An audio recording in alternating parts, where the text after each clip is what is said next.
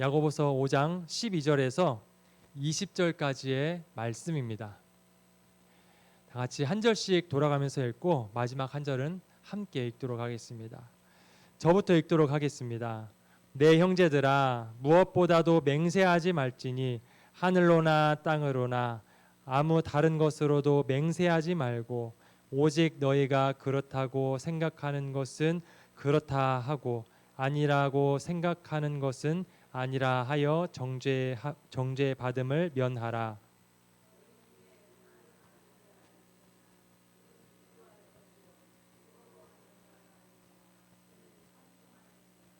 너희 중에 병든 자가 있느냐? 그는 교회의 장로들을 청할 것이요 그들은 주의 이름으로 기름을 바르며 그를 위하여 기도할지니라.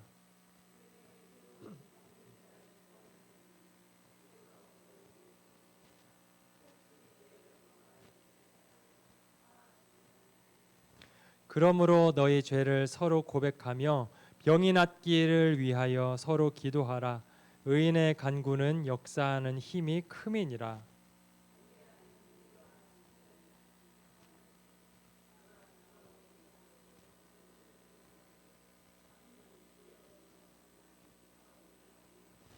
다시 기도하니 하늘이 비를 주고 땅이 열매를 맺었느니라.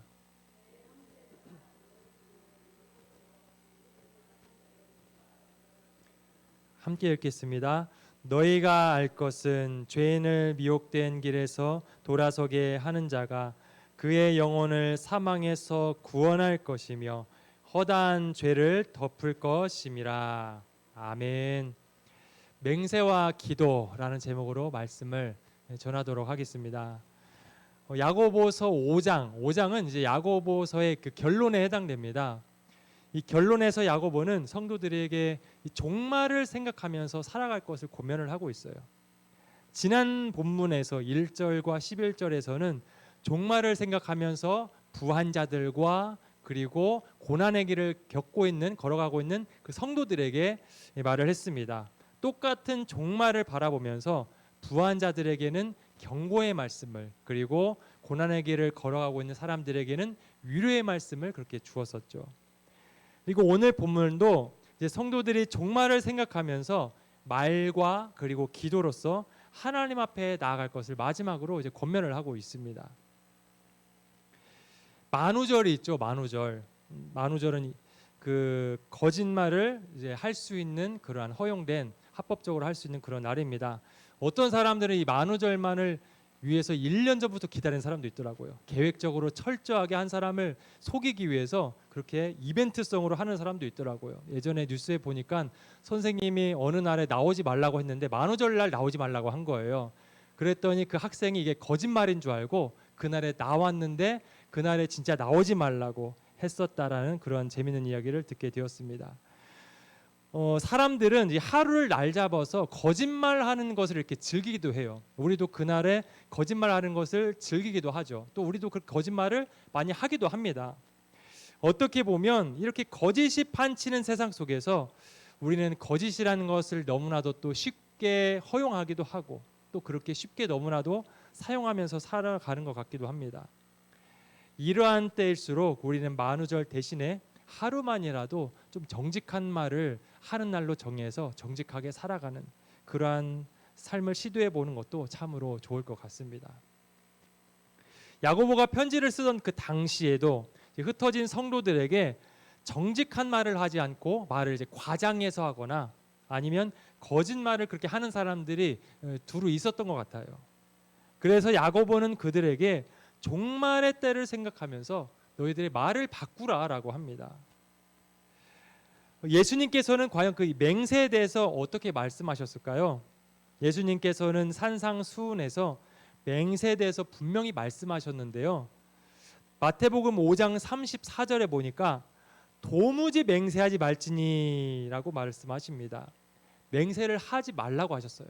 그러면서 이제 뒤에 5장 37절에 보면 오직 너희 말은 옳다 아니라 하라 이렇게 하라고 구체적으로 또 설명을 해주셨습니다.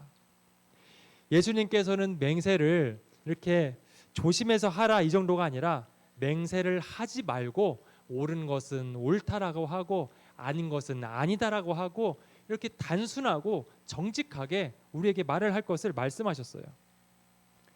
그런데 당시의 사람들의 삶을 보면 맹세가 꽤나 흔한 말버릇이었습니다. 그들에게는 그런데 나름대로 맹세를 하는 근거가 있었어요. 이들도 근거를 가지고 맹세를 했습니다. 신명기의 말씀에 보면 이렇게 기록되어 있습니다. 신명기 6장 13절 말씀인데요. 우리 이 말씀 같이 한번 읽어보도록 할까요? 신명기 6장 13절 말씀입니다. 우리 함께 읽어보겠습니다. 시작. 내 하나님 여호와를 경외하며 그를 섬기며 그의 이름으로 맹세할 것이니라. 아멘. 사람들은 여기에서 그 이름으로 맹세할 것이니라 마지막 이 한 문장에 꽂혔어요. 그래서 그 말씀을 그대로 우리는 말씀 그대로 살아가야지라고 하면서 이 말씀을 그대로 문자적으로 받아들이면서 맹세를 하기로 했습니다. 나름대로 성경에 근거가 있다라고 생각하면서 이 근거의 말씀을 붙들고 사람들은 맹세를 하면서 살아갔어요.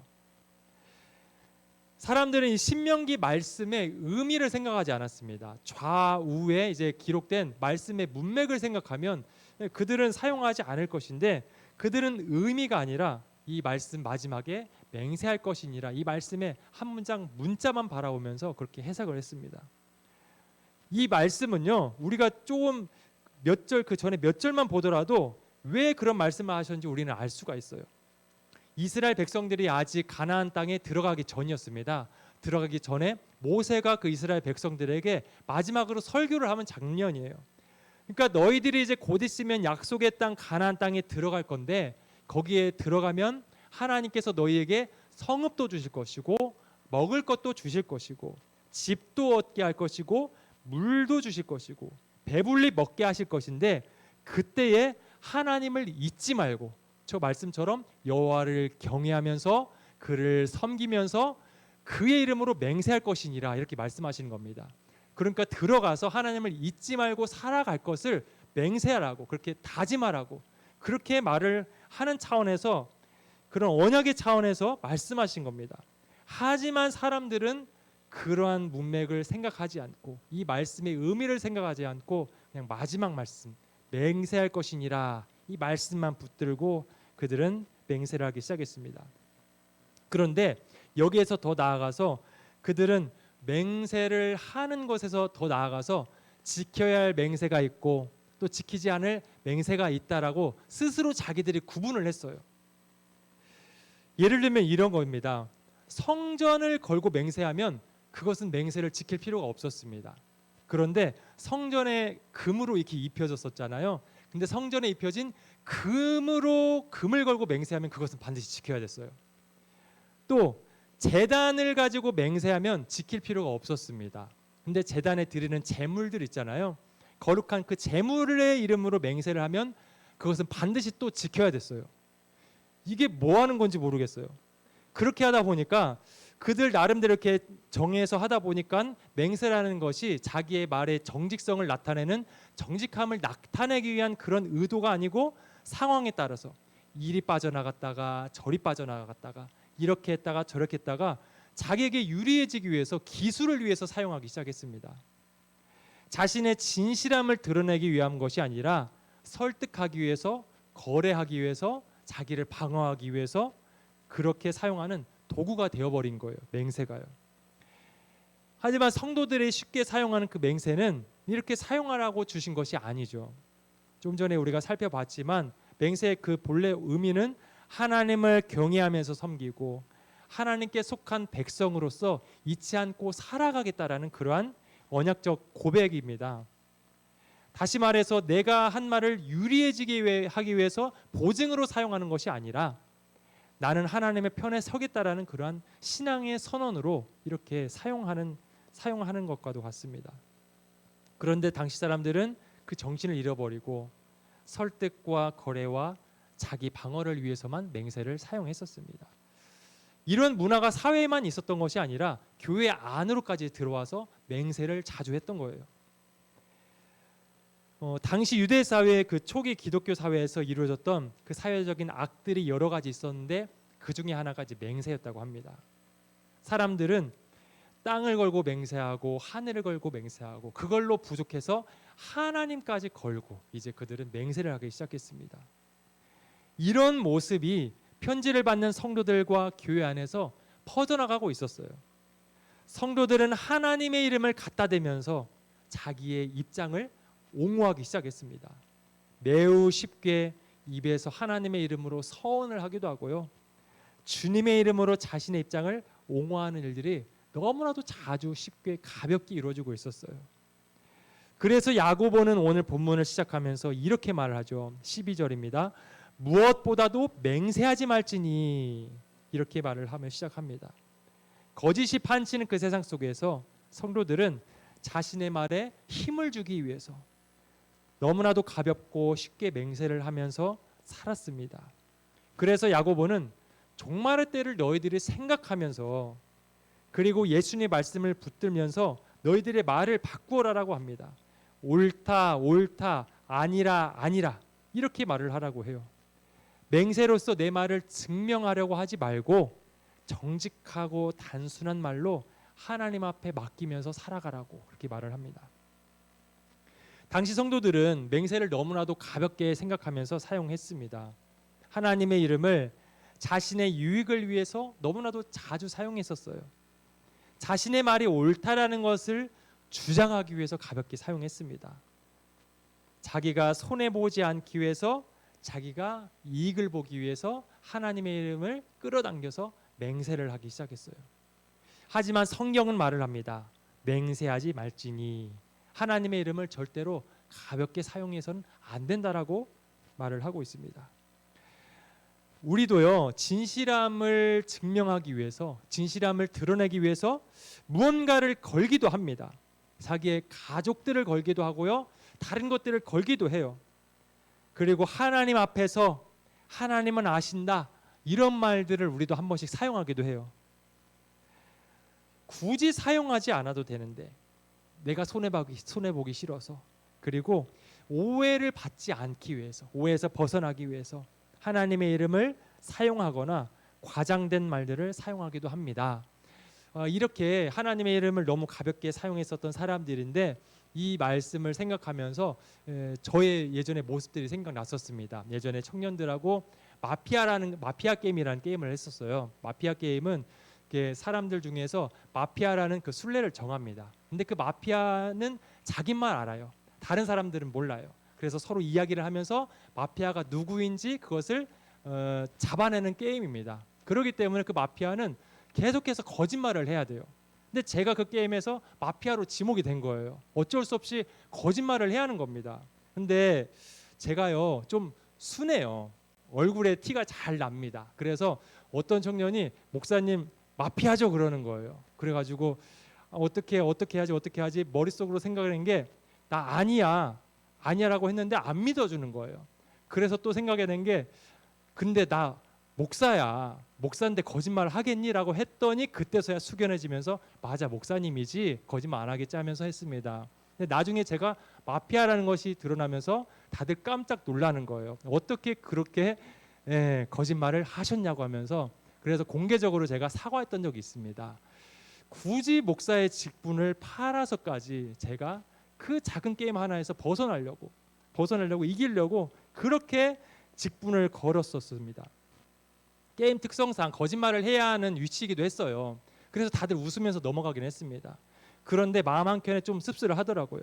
내가 과연 이 게임 하나에서 좀 이기겠다고 그렇게 목사의 직분을 팔아 넘겨야 했나, 너무 과했다라는 그런 생각을 했습니다. 이처럼 우리는요, 내가 진실하다는 것, 그리고 나의 이익을 챙기기 위해서 이렇게 과장된 표현들을 너무 자주 사용합니다. 우리가 자주 사용하는 단어들이 이런 게 있죠. 영원히, 나는 너를 영원히 사랑할 거야. 영원히 떠나지 않을 거야. 영원이라든가 절대, 나는 절대로 그렇지 않을 거야. 이런 절대라는 말, 무슨 일이 있어도 죽을 때까지 나는 너를 이렇게 할 거야. 죽을 때까지, 이런 단어들 자주 사용합니다. 그리고 또한 신앙의 양심을 걸고 나는 거짓말을 하지 않았어. 하나님 앞에서 하나님을 걸고 맹세할게. 이런 신앙적인 말들을 하기도 합니다. 그런데 생각해 보면 그렇게 말을 해놓고서 말을 어긴 적들도 많이 있어요. 다 지키지 못할 수도 있습니다. 그리고 지켰다 할지라도 그 말들이 과연 우리에게 합당한 말일까요? 영원히 절대 인간으로서 그것을 절대로 지킬 수 없는 우리는 그런 사람들입니다. 그런데 우리는 할 수 없는 우리의 영역을 벗어난 그런 단어들을 오버하면서 과장되게 많이 사용을 해요. 왜 그럴까요? 나를 지키기 위해서, 이익을 얻기 위해서. 우리가 맹세하고 과장된 표현을 하고 거짓을 동원하는 것, 이것은 손해보지 않기 위함입니다. 그것을 생각해 보면 이런 거예요. 내가 스스로 나를 지키려는 겁니다. 그래서 그렇게 과장하는 겁니다. 우리의 과한 그 욕심, 이것이 바로 이러한 단어들을 사용하기에는 결과를 만들어내죠. 종말을 바라보는 사람들은 말을 부풀려서 그렇게 살아가는 사람이 아니라 옳은 것은 옳다, 아니면 아니다, 이렇게 정직하고 깔끔하고 단순하게 말을 하고 그 다음은 하나님께 맡기는 사람들입니다. 우리가 그렇게까지만 말하고 안 되면 어떨까요? 안 되면 어쩔 수 없죠. 그 이상은 하나님께 맡기는 겁니다. 우리가 과한 말을 사용해서까지 오버하면서까지 그렇게 나를 지키려고 하는 것이 아니라 정직하고 단순한 말을 하면서 그 이상은 하나님께 맡기면서 살아가는 것, 이것이 바로 종말 때에 살아가는 성도들의 언어의 행위입니다. 종말을 생각하면서 이렇게 정직하고 단순한 말들이 우리 입술에서 회복되시기를 간절히 바랍니다. 종말을 생각하면서 이제 앞부분에서는 하지 말라고 했었죠. 맹세를 하지 말라라고 했는데 이제는 더 적극적으로 하라는 것을 말을 하고 있어요. 13절 말씀입니다. 우리 13절 말씀 함께 읽어볼까요? 함께 읽습니다. 시작. 너희 중에 고난당한 자가 있느냐? 그는 기도할 것이요 즐거워하는 자가 있느냐? 그는 찬송할지니라. 아멘. 두 가지를 하라고 하는데 바로 기도와 찬양입니다. 먼저 기도부터 한번 살펴보도록 할게요. 모든 사람들의 삶처럼 믿지 않는 사람들도 그렇듯이 믿는 사람들도 항상 그 꽃길만 걸어가진 않습니다. 밝은 길을 걸어갈 때도 있지만 또한 비가 내리는 그러한 침침한 길을 걸어가기도 하죠. 야고보는 그러한 고난이 찾아올 때에 첫 번째로 기도를 가장 먼저 하라라고 말을 하고 있습니다. 성경은 하나님 말씀대로 살아가는 사람들에게 고난이 반드시 있을 것이라고 말을 하고 있어요. 바울은 자기의 영적인 아들 디모데에게 편지를 쓰면서 이렇게 말을 합니다. 디모데후서 4장 5절인데 이렇게 기록되어 있습니다. 그러나 너는 모든 일에 신중하여 고난을 받으며 전도자의 일을 하며 내 직무를 다하라. 아멘. 이 길을 가는 그 디모데에게 고난이 있을 거라고 말합니다. 하나님의 일꾼에게 고난이 있을 거래요. 근데 그 일꾼들만이 아니에요. 바울은 모든 자에게 또한 고난이 있을 거라고 말을 합니다. 디모데후서 3장 12절 말씀인데요. 이 말씀은 우리 한번 같이 읽어볼까요? 디모데후서 3장 12절 말씀입니다. 함께 읽겠습니다. 시작. 무릇 그리스도 예수 안에서 경건하게 살고자 하는 자는 박해를 받으리라. 아멘. 말씀해 보니까 하나님의 말씀대로 살아가고자 하는 사람, 그 사람에게는 박해가 있을 것이다 라고 말을 합니다. 경건하게 살아가고자 하는 자, 그 사람은 필수적으로 고난이, 박해가 시작됩니다. 그러니까 우리가 이렇게 생각해 볼 수 있어요. 요즘에 나는 고난이 없다, 힘들지 않고 너무나도 편한 삶을 살아가고 있다. 그렇다면 나는 과연 주님 뜻대로 살아가고 있는가? 내가 경건하게 살아가고자 하고 있는가?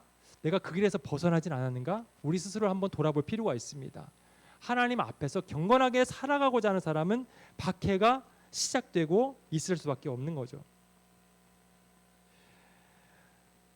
말씀대로 경건하게 살아가고자 하는 그 사람에게 고난이 찾아오는데 그때 우리는 어떻게 할까요? 무언가를 해명하거나 입장을 밝히거나 여러 가지 대안을 찾는 것보다 해결책은 가장 먼저 기도를 하라는 것입니다. 그런데 문제는 기도가 먼저 나오지 않는다는 거겠죠. 알지만 나오지 않습니다. 왜냐하면 사람은 본성적으로 기도를 먼저 할 수 있는 사람들이 아니기 때문이에요. 우리의 본성이 그렇습니다. 본성적으로 하나님을 먼저 찾지 않습니다. 웬만해서는 무릎을 우리가 꿇지 않아요. 먼저 우리가 어떤 일을 부딪히고 할 만큼 하고 벽에 부딪혔다고 했을 때 또다시 생각하고 또다시 고민하고 벽에 부딪혀서 또 고민하고 또 생각하고 그러다가 안 되면 두 손 들고 하나님 앞에 나오는 것, 이게 바로 우리의 본성입니다. 고통의 순간에 우리 예수님은 과연 어떻게 하셨을까요? 예수님은 가장 혹독한 순간에도 기도를 하셨다라고 복음서에 기록되어 있습니다. 예수님은 오히려 고통의 순간에 더 기도하셨어요. 이게 우리에게 본이 되죠. 문제가 생길 때마다 우리는 방법을 찾고 하다 안 되면 하나님을 찾지만 그 방법을 바꾸어서 다른 방법을 찾기 전에 가장 먼저 기도를 해야 한다는 것, 이것을 바로 야고보가 가르쳐주고 있습니다. 그래서 우리가 문제가 생길 때마다 하나님께서 지금 나를 기도의 자리로 초대하는구나 라는 생각을 해야 합니다. 우리가 아예 이것을 머리에 박아둬야 돼요. 문제는 기도, 문제는 기도로 부르시는 하나님의 초대장, 우리가 이렇게 인식을 해야, 그래야 우리가 그때그때마다 잊지 않고 자동적으로 기도를 하게 될 것입니다. 야고보는 이제 고난이 찾아올 때에 가장 먼저 이제 기도를 하라고 했고요. 그리고 나서 또 이어서 기도를 함께 하라고 14절에서 말하고 있습니다. 우리 14절 말씀도 한번 같이 읽어볼까요? 14절입니다. 시작. 너희 중에 병든 자가 있느냐? 그는 교회의 장로들을 청할 것이요, 그들은 주의 이름으로 기름을 바르며 기를 위하여 기도할지니라. 아멘.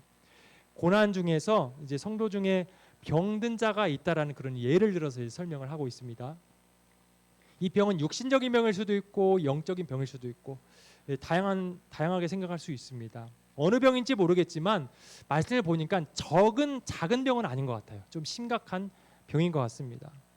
왜냐하면 병든 자가 스스로 일어날 힘도 없어 보여요.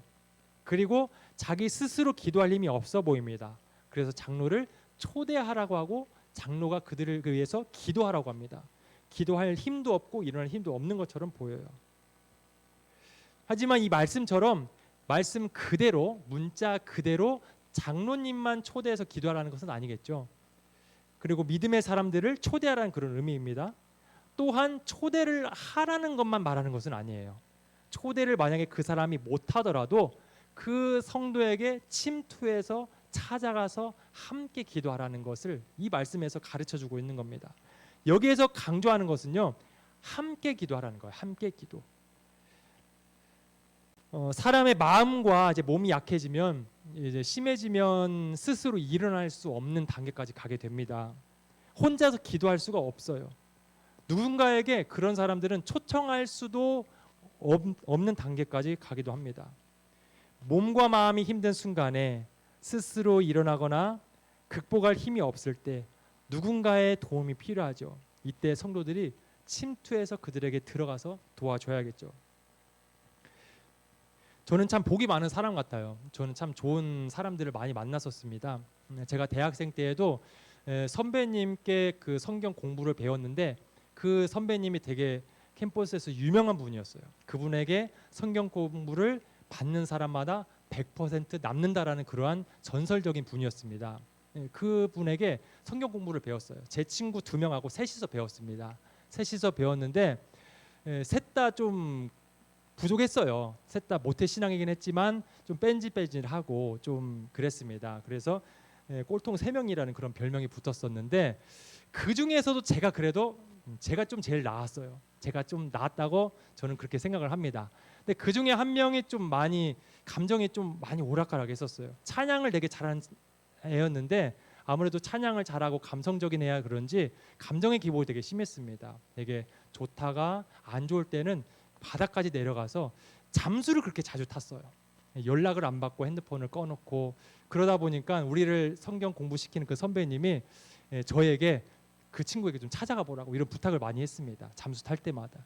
그래서 그 친구가 잠수할 때마다 강의실 앞에 가서 만나든가 연락을 한다든가 이렇게 해서 같이 가서 이렇게 만났었습니다. 그래가지고 같이 맛있는 것도 먹고 얘기하고 그렇게 서로 고민을 풀면서 그렇게 서로 도와주었었던 그런 때가 기억이 납니다. 그 친구뿐만 아니라 저희 공동체 안에서 만약에 한 명이 일주일이라도 안 보이면 그 사람을 가만두지 않았어요. 왜냐하면 일주일이 지나고 2주, 3주 되면은 그 사람이 완전 바닥까지 가라앉아 버리더라고요. 그래서 일주일 이상을 두지 않고 한 번이라도 안 보이면 다들 침투해서 찾아가서 그들을 건져 왔었습니다. 그렇게 서로 도우며 도왔었어요. 그러던 중에 저도 심각한 영적인 침체가 한번 찾아왔었어요. 찾아왔었을 때 정말 혼자 있고 싶더라고요. 그래서 아무도 없는 곳에서 연락들이 많이 왔는데 연락도 받지 않고 혼자서 시간을 보내고 있는데, 제가 2명의 친구들과 같이 양육을 받았다 했잖아요. 그 중에 그 한 명이 저를 찾아왔습니다.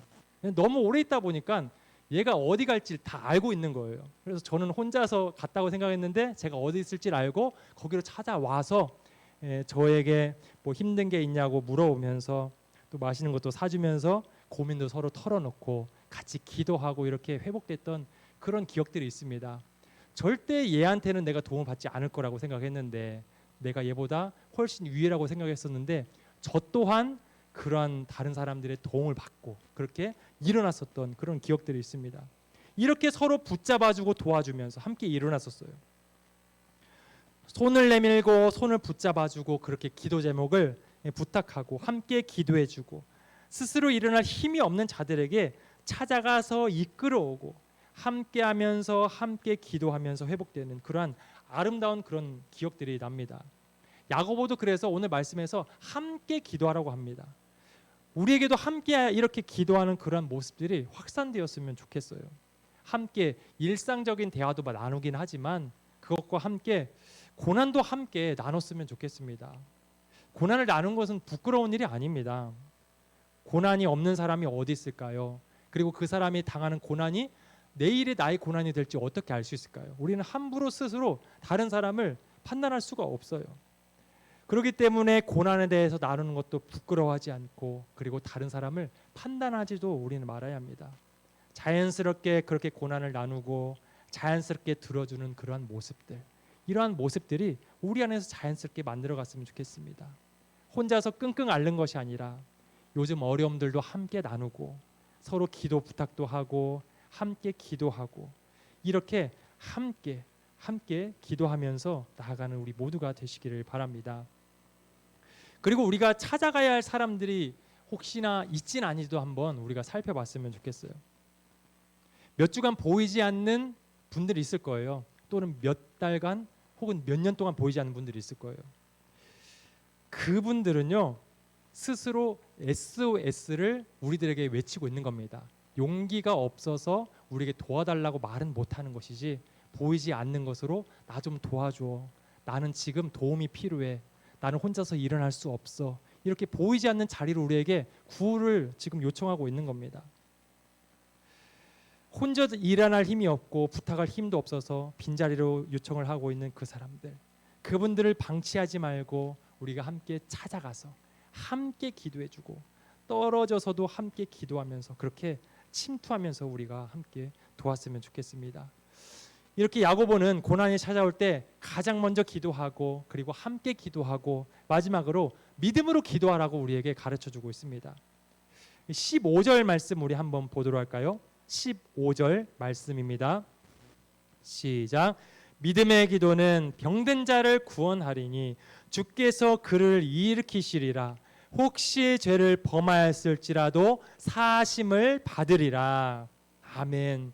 모든 병이 죄로 인한 것은 아니겠지만 혹시나 그 병이 죄로 인한 거라 할지라도 믿음의 기도는 깨끗하게 나음을 받게 된다라는 그런 것을 가르쳐주고 있습니다. 근데 여기에서 믿음의 기도라고 하니까 우리는 더 좋은 믿음의 기도, 이렇게 그렇게 기도해야 한다고 말을 한다고 생각하는데 그런 게 아니에요. 왜냐하면 믿음이라는 것이 우리의 영역이 아니기 때문에 그렇습니다. 믿음은 하나님의 선물이에요. 그리고 15절도 우리의 믿음을 강조하는 것이 아니라 주께서 그를 일으키시리라, 이게 더 중요한 동사거든요. 하나님이 일으키신 그 능력의 강조점을 두고 있어요. 이어서 야고보는 16절에서 의인의 강구는 역사하는 힘이 많으니라 라고 말합니다. 여기서도 의인이라는 것은 누구보다 뛰어난 사람을 말하는 게 아니에요. 하나님께 의롭다 하심을 받은 모든 성도를 말하는 겁니다. 그러니까 야고보가 말하는 것은 하나님의 자녀가 된 우리들, 의로운 자라고 일컬음 받은 우리들은 하나님을 믿음으로 기도해야 한다는 것입니다. 하나님의 관계 안에 들어갔기 때문에 그 자격을 가지고 믿음으로 모두가 기도를 하라는 거예요. 이것을 설명하기 위해서 야고보는 17절에서 엘리야를 예로 들어서 설명합니다. 엘리야 하면 우리는 보통 기도의 사람, 승리의 선지자, 이렇게 위대한 사람으로 생각하잖아요. 그래서 야고보가 엘리야를 예로 든다고 하면 엘리야는 나랑 다르지. 엘리야니까 하나님께서 그렇게 불을 내리거나 비를 내리거나 하셨겠지. 이렇게 생각할 수 있습니다. 그래서 그러한 착각을 하지 말라고 이어서 말을 합니다. 엘리야는 우리와 성정이 같은 사람이로되라고 말을 하고 있어요. 특별한 존재가 아니라 그가 기도가 응답된 것은 우리와 같은, 성정이 같은 똑같은 사람인데 하나님께서 일하셨기 때문이다라고 이렇게 말을 합니다. 갈멜산에서 장면을 보면 엘리야는 혼자였어요. 바알과 아세라 선지자들이 때로 서 있고 백성들은 마음이 갈라져서 어느 편을 따라야 할지 갈팡질팡하고 있었습니다. 엘리야는 그 자리에서 외치고 있어요. 너희가 어느 때까지 두 사이에서 머뭇머뭇하려느냐? 하나님과 우상 사이에서 마음이 두 마음으로 나뉘어진 그 백성들에게 엘리야는 한 분이신 하나님을 드러내는 그 자리에 서게 됩니다. 그리고 제단을 쌓고 무너진 것을 회복하고 그 위에 물을 부어요. 더 상황을 어렵게 만든 거죠. 그런데 엘리야가 하나님께 기도했을 때에 하나님께서 그곳에 불을 내려주셨어요. 백성들은 그제서야 고백합니다. 여호와 그는 하나님이시로다. 참 아름다운 결말인데 여기에서 이야기 끝나지 않죠. 갈멜산에서 큰 승리를 경험한 다음에 엘리야는 영적으로 더 강해졌을 것 같은데 오히려 그 바로 다음에 무너지는 것을 보게 돼요. 이세벨이 내일 내가 이맘때 너를 죽이겠다라는 말을 하자 엘리야가 두려워서 이제 도망을 하기 시작합니다. 광야로 들어가서 로뎀나무 아래 앉아서 이렇게 말을 합니다. 여호와여 넉넉하오니 지금 내 생명을 거두어 주옵소서라고 해요. 갈멜산에서 놀라운 기도로 기적을 했었던 그 엘리야가 얼마 가지 않아서 차라리 죽여달라고 말을 하는 그러한 침체를 경험하게 됩니다. 이것이 야고보가 말하는 우리와 성정이 같은 사람이다라는 거예요. 엘리야도 지치는 사람이었습니다. 엘리야도 믿음이 흔들리는 사람이었어요. 엘리야도 두려움이 있었던 사람이고 엘리야도 한 사람의 말에 마음이 꺾일 수 있는 연약한 사람이었습니다.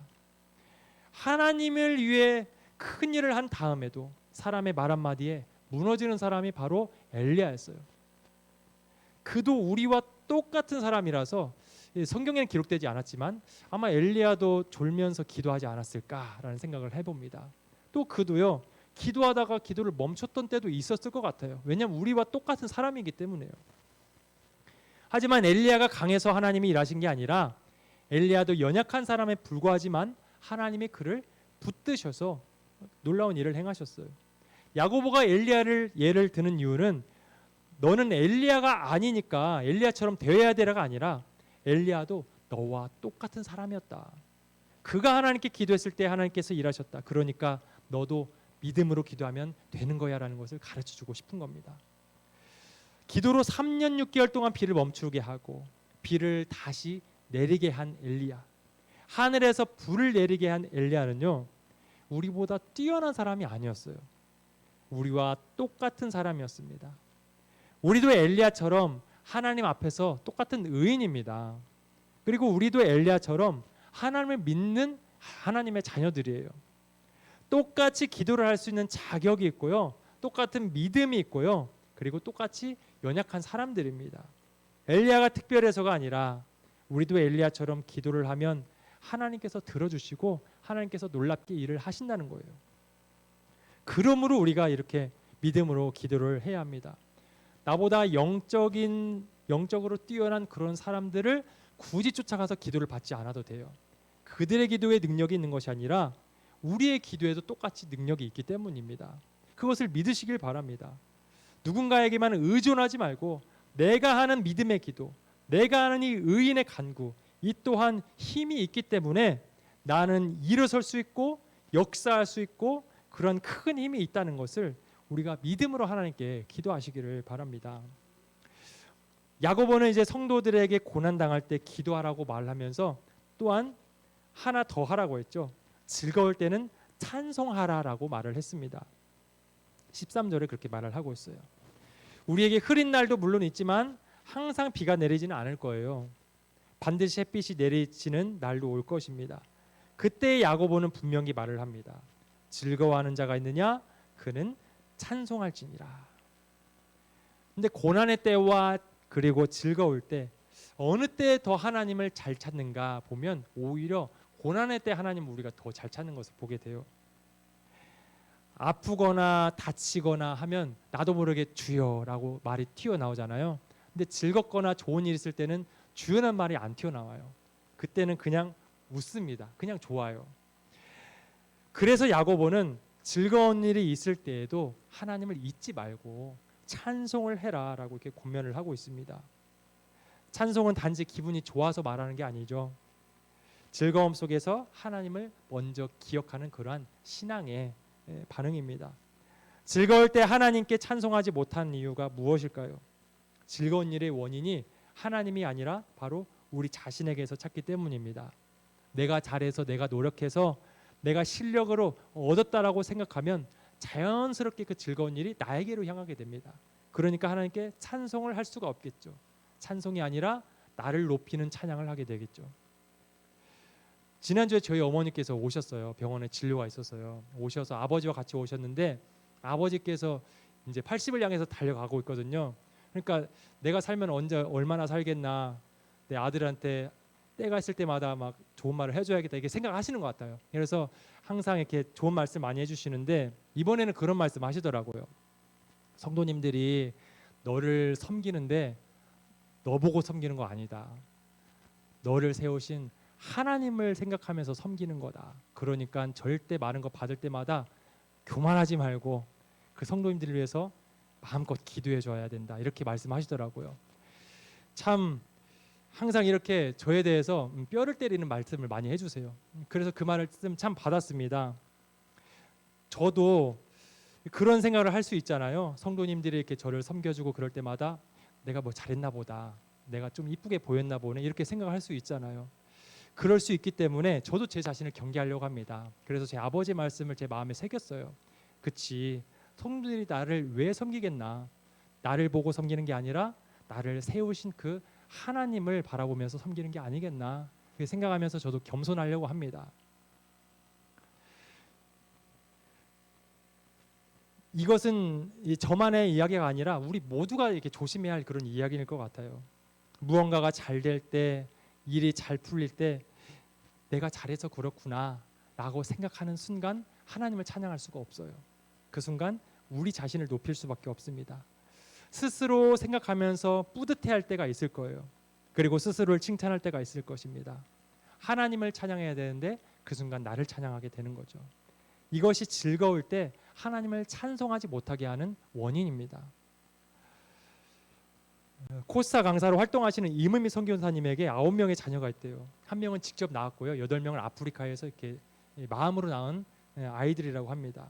그 아들 중에 8명 중에 킴이라는 아들이 있는데 늘 코스타에게 강사를 갔다 오면은 차로 마중을 나온대요. 차로 이제 가면서 그동안에 있었던 이야기들을 이렇게 얘기하면은 그 아들이 항상 이 말을 한대요.